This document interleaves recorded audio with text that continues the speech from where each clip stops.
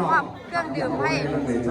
ครับเลยเข้ามาได้เลยครับเลยเข้ามาแล้วจับจ่ายสินค้าราคาถูกกับสินค้าราคาจากทางบริษัทกับมือดีมากลดแจกแถมเลยครับพี่น้องดื่มแล้วพาไปรุ่นรางวัลได้ด้วยนะคะประตูพม่า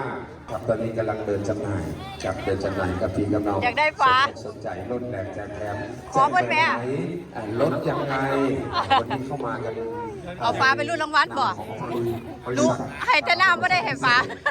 เดี๋ยวสิให้ลูกสาวกับอธิบายให้พี่น้องฟังมาแจกจังไหนแน่